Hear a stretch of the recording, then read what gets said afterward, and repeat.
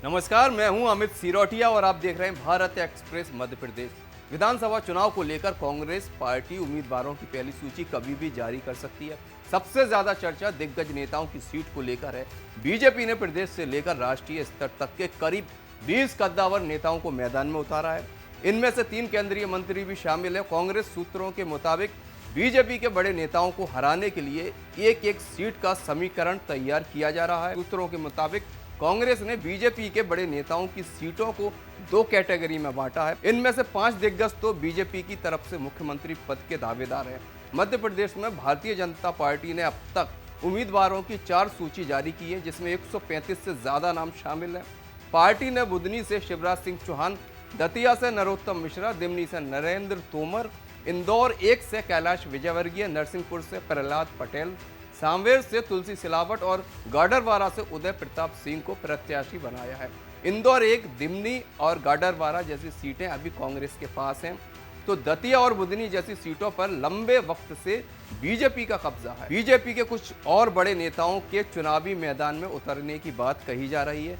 इनमें केंद्रीय मंत्री ज्योतिरादित्य सिंधिया, केंद्रीय मंत्री वीरेंद्र खटीक और सांसद गुमान सिंह डामोर का नाम प्रमुख रूप से शामिल है। सिंधिया को गुना की किसी भी सीट से टिकट दिए जाने की बात कही जा रही है। अब हम आपको बताते हैं कांग्रेस का प्लान क्या है। एक एक सीट का हिसाब समझिए।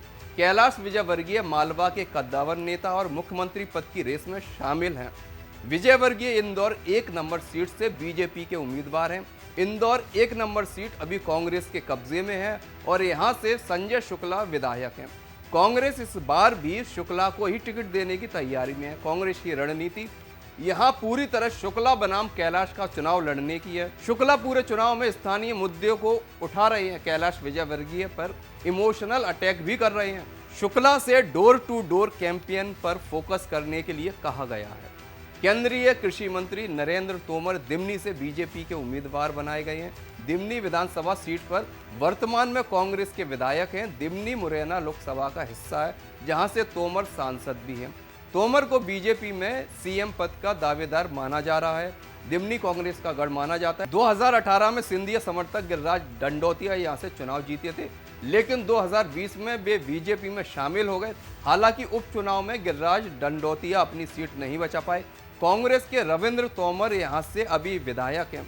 नरसिंहपुर सीट से बीजेपी ने केंद्रीय मंत्री प्रहलाद पटेल को मैदान में उतारा है। इस सीट से उनके भाई जालम की रिपोर्ट सही नहीं होने की वजह से प्रहलाद को मैदान में उतारा गया। प्रहलाद के नाम का ऐलान होते ही बीजेपी के कामकाज को मुद्दा बना रही है।